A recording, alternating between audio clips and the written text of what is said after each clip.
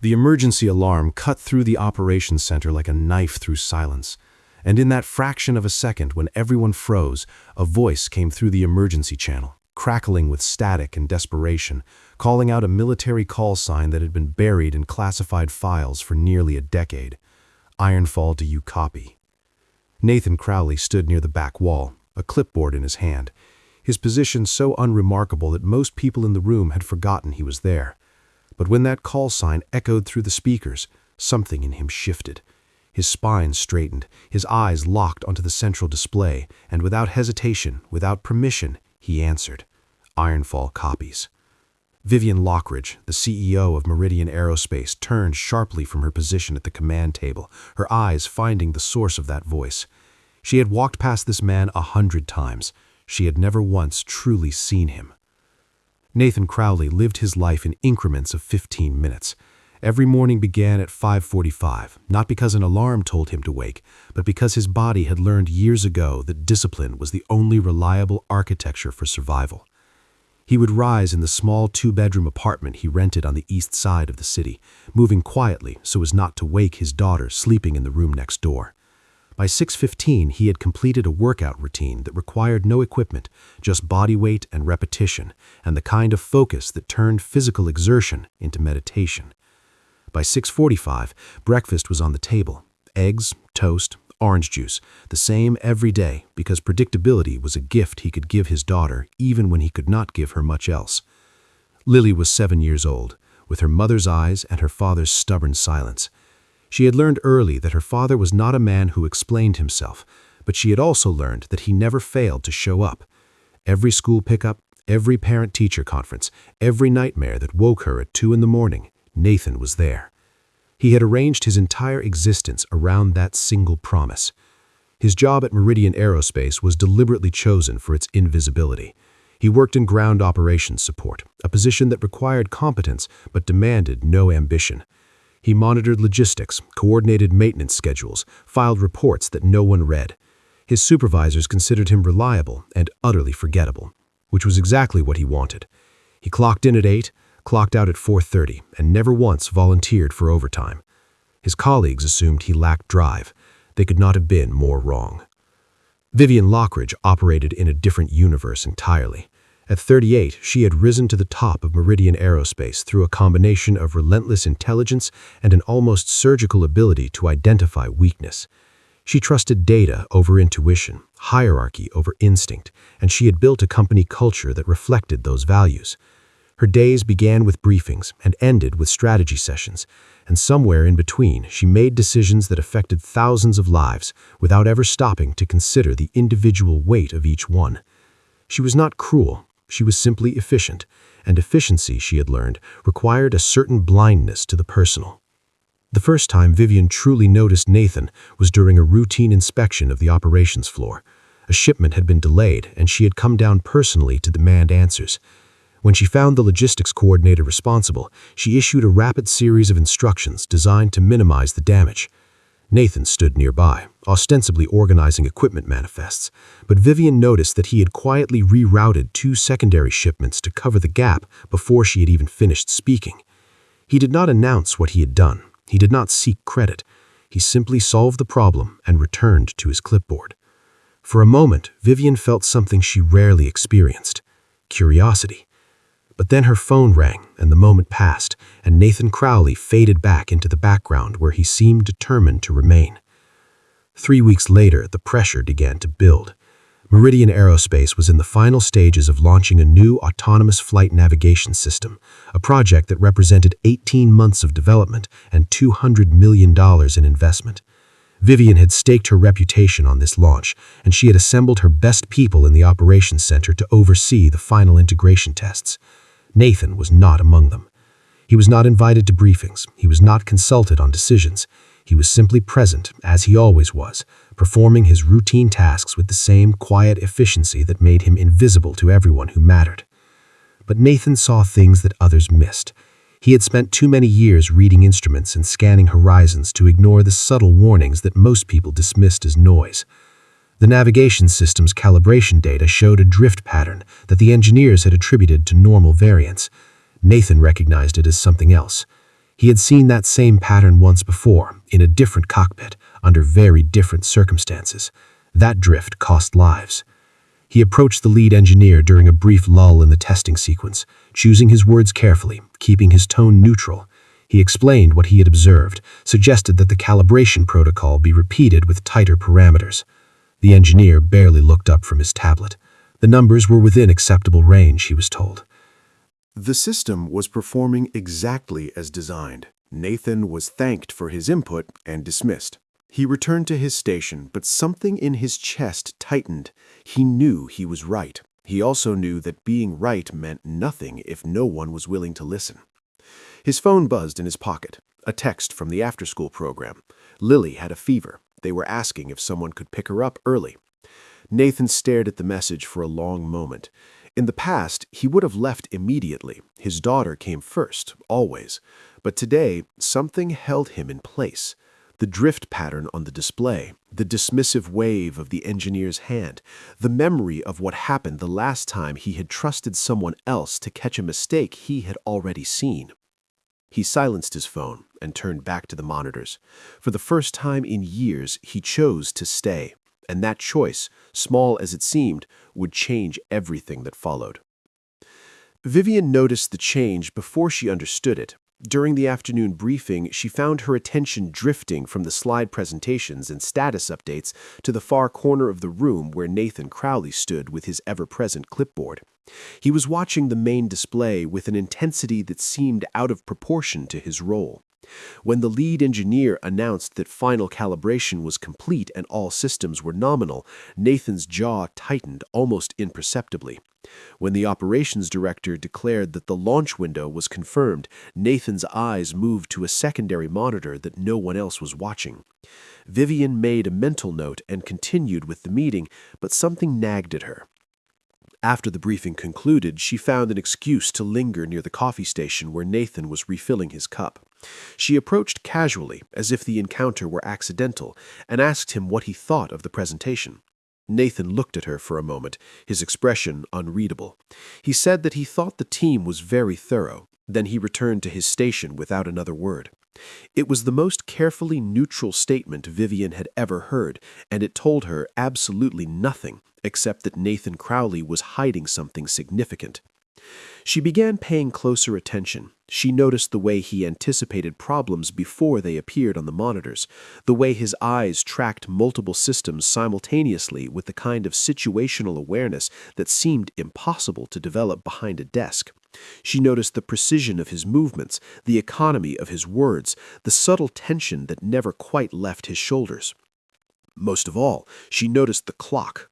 Every day, without fail, Nathan began preparing to leave at exactly 4:15. Not 4:30 when his shift ended, but 4:15, as if those final 15 minutes required careful negotiation with some invisible obligation. On this particular day, Vivian positioned herself near the exit at 4:20. When Nathan approached, she stopped him with a question about a supply requisition that could easily have waited until morning. He answered politely, professionally, but she saw his eyes flick to the clock on the wall. She asked a follow-up question. His answers remained patient, but something in his posture shifted, became almost imperceptibly more urgent. She let him go at 4:28, and he walked out of the building at a pace that was just slightly faster than usual. That night, sitting in her corner office with the city lights spread beneath her like a circuit board, Vivian pulled up Nathan Crowley's personnel file. The basic information was unremarkable. Age 36, single father, one dependent, hired 18 months ago as a logistics coordinator. Performance reviews consistently rated him as meets expectations, the most damning praise in corporate vocabulary. But there was something else in the file, a notation she had not noticed before. A gap of 6 years between his previous employment and his current position. 6 years during which Nathan Crowley had apparently done nothing, earned nothing, existed nowhere. That gap did not suggest unemployment.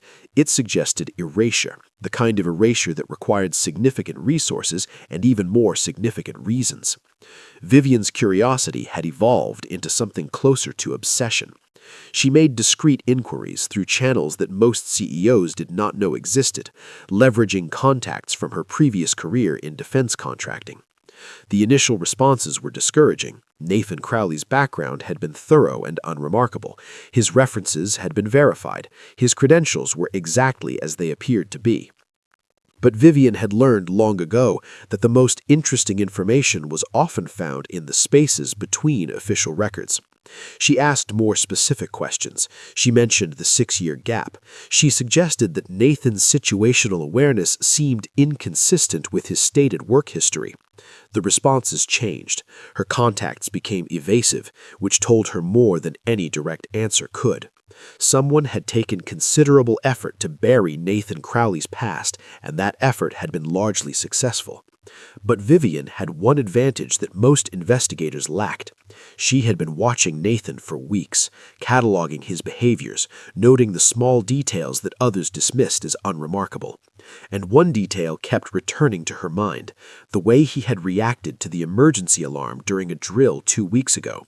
Not the panic that civilians displayed, not even the controlled concern of trained first responders. Something older, deeper.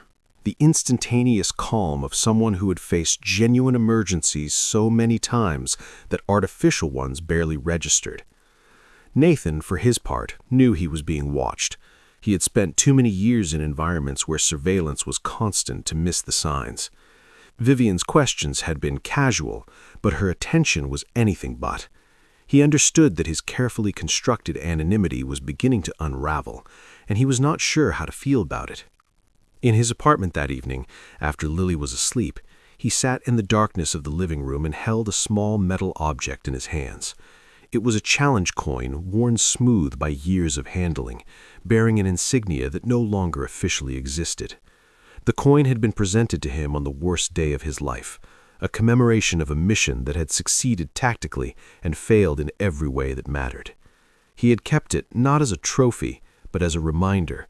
Every decision had consequences, every choice carried weight, and some mistakes could never be undone, only survived.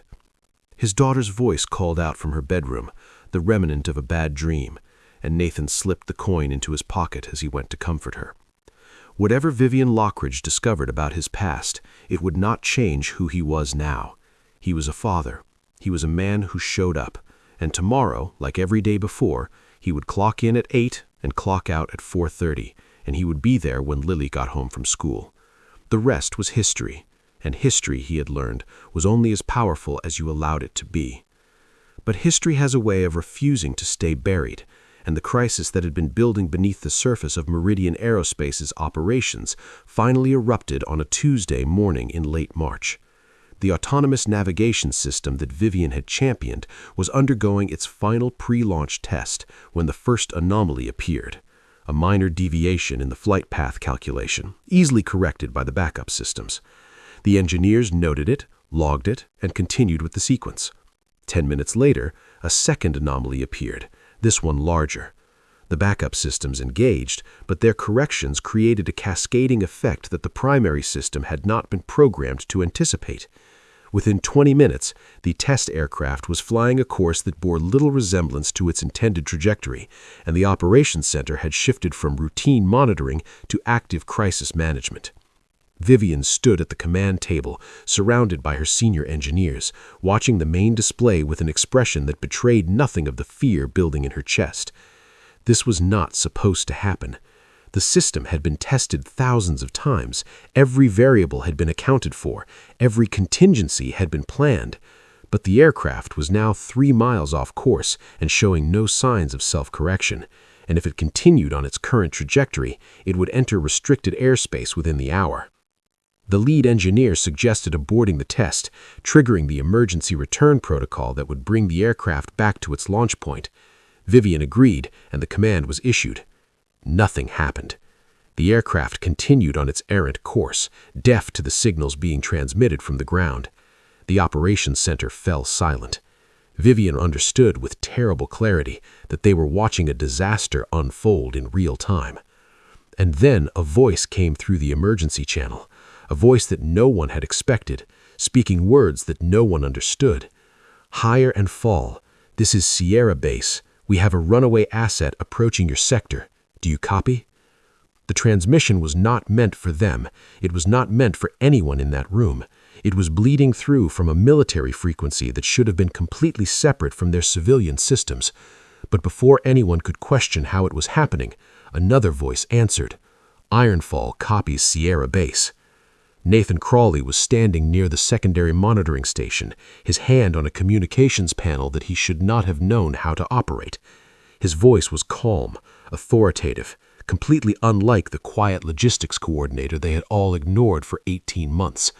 He was speaking a language of call signs and coordinates and threat assessments that transformed the chaos of the moment into something manageable, something that could be addressed systematically. Vivian watched as Nathan took control of the situation, not through rank or position, but through sheer competence. He identified the source of the system failure, the same calibration drift he had warned about weeks earlier. He calculated an interception trajectory that would guide the aircraft away from restricted airspace. He coordinated with the military channel that had inadvertently connected to their systems, explaining the situation in terms they understood, requesting permission for a corrective maneuver that would require temporarily overriding civilian air traffic protocols. And through it all, he never raised his voice, never showed fear, never hesitated. He simply did what needed to be done. Within 45 minutes, the crisis was contained. The aircraft was safely redirected. The restricted airspace was never breached. The only casualty was the certainty that Vivian had carried into that morning, the belief that she understood the people who worked for her. Nathan released the communications panel and stepped back from the station. He looked at the clock on the wall. 4:23. He was going to be late picking up his daughter. That morning, Then anything that had just happened seemed to weigh on him. The aftermath of the crisis unfolded in layers, each one revealing something that Vivian had not previously understood. In the immediate hours following the incident, she focused on damage control. The launch would be delayed. The navigation system would require comprehensive review. The investors would need to be reassured. These were problems she knew how to solve, challenges that fit within her understanding of how the world worked. Nathan Crowley did not fit within that understanding. She found him in the break room after the operations center had cleared, sitting alone at a table with a cup of coffee that had long since gone cold. He looked tired in a way that had nothing to do with physical exhaustion, and when she sat down across from him, he did not seem surprised. Vivian asked him directly, who was he? What had he been before Meridian? Why had he been hiding something so significant from the company that employed him? Nathan was silent for a long moment. Then he told her that he had been a pilot, Tactical Air Command, specialized in crisis response and high-value asset recovery. He had been good at it, perhaps too good. He had been given missions that pushed the boundaries of what was legal, what was ethical, what was survivable. And on one of those missions, something had gone wrong. Not through any fault of his own, but wrong nonetheless. People had died. A cover-up had been necessary. And when the dust had settled, the man he had been was deemed too much of a liability to exist. So they had erased him. New identity, new history, new life. He had accepted the erasure because it came with the only thing he wanted, a clean start. A chance to be a father without the shadow of his past hanging over his daughter. For 6 years he had lived quietly, invisibly, asking nothing from the world except the opportunity to raise his child in peace. Meridian Aerospace had been a job, nothing more. Vivian sat with his words, trying to reconcile the man she had dismissed as ordinary with the pilot who had just saved her company from catastrophe. She asked why he had stepped forward during the crisis when he had worked so hard to remain invisible. Nathan looked at her, and for the first time she saw something vulnerable in his expression. He said that he had tried to warn them about the calibration drift. He had followed the proper channels. He had trusted that someone would listen, but no one had. And when the crisis came, he had faced a choice: protect his anonymity or prevent a disaster that could have cost lives. The The choice had not been difficult. It had simply been painful. In the days that followed, the operations center returned to something resembling normalcy. But Vivian could not shake the weight of what had happened. She found herself reviewing the incident logs, the communications records, the moment-by-moment breakdown of how Nathan had turned chaos into order. What struck her most was not his technical skill, though that had been extraordinary. It was the way he had prioritized human factors over procedural ones, making decisions that the official protocols would never have sanctioned, but that had undeniably been correct. She began to question her own leadership. The engineers who had dismissed Nathan's warnings had done so because the culture she had created valued hierarchy over insight. The systems that had failed had done so because she had prioritized efficiency over redundancy. The crisis had been averted not because of her management, but despite it. That realization was uncomfortable, and Vivian had never been someone who avoided discomfort. She scheduled a private meeting with Nathan, ostensibly to discuss the technical details of the incident, but really to understand something that the reports could not tell her. They met in a conference room after hours, when the building was quiet and the pretense of corporate formalities seemed unnecessary. Nathan arrived exactly on time, his posture neither defensive nor aggressive, simply present. Vivian asked him what he would have done differently if he had been in charge. Nathan considered the question carefully before answering. He said that he would have listened more, not to the data, which could be interpreted in whatever way the interpreter preferred, but to the people who were closest to the systems, the frontline workers who noticed when something felt wrong, the junior analysts who lacked the confidence to challenge their superiors, the invisible employees whose observations never made it into official reports. He said that in his experience, the most important information was usually held by the people with the least power to act on it. Vivian recognized the criticism embedded in his observation, and she did not argue with it. Instead, she asked what he wanted, not what he expected, not what he would settle for, but what he actually wanted from this situation now that his cover had been blown. Nathan was quiet for a long moment. Then he said that he wanted what he had always wanted, to pick up his daughter on time, to be present for the moments that mattered, to live a life where his past did not determine his future. He did not want recognition. He did not want promotion. He simply wanted to continue existing in the margins, doing work that allowed him to be the father his daughter deserved. It was the most honest answer Vivian had ever received, and it left her with nothing to say. Invisible were two different things. Word of Nathan's intervention had spread through the company, evolving with each retelling into something that resembled legend. The mysterious logistics coordinator who had saved the day, the quiet man who spoke military codes, the father who had walked out of the building at 4:30 as if nothing had happened, only to be seen at his daughter's school pickup 15 minutes later with a calm that bordered on supernatural. Vivian understood that she could not leave the story unaddressed. The board would ask questions. The investors would demand explanations. The media, if they caught wind of the incident, would dig until they found the truth. And the truth, she knew, would destroy everything Nathan had built. She requested a meeting with him, this time in her office with the city lights as witness and the door firmly closed. She told him that she needed to make a decision about how to handle his situation, and she wanted him to understand the options before she chose. Option 1 was full disclosure. Nathan's identity would be revealed, his past acknowledged, his contributions celebrated. He would become a public figure, a symbol of Meridian's resilience and resourcefulness. The company would benefit from the story. Nathan's career would be transformed. His anonymity would be permanently destroyed. Option 2 was controlled suppression. The incident would be attributed to a classified military cooperation that could not be publicly discussed. Nathan's name would never appear in any report. His contribution would be acknowledged internally, but never externally. He would return to his logistics position as if nothing had happened, and anyone who asked questions would be directed to a carefully constructed official narrative. Nathan listened to both options without interrupting. When Vivian finished, he asked which option she preferred. Vivian admitted that from a pure business perspective, option 1 was clearly superior. The story would generate positive publicity that money could not buy. It would demonstrate the hidden value of their workforce. It would position Meridian as a company that cultivated talent rather than simply exploiting it. But she also admitted that she was no longer certain that business perspective was the only one that mattered. Nathan thanked her for her honesty. Then he told her that he could not make this decision alone. He had someone else to consider. He went home that evening and sat with Lily at the kitchen table, watching her work through her math homework with the same stubborn concentration that he recognized from his own reflection. She was growing up faster than he had anticipated, becoming a person with her own opinions and observations and questions about the world.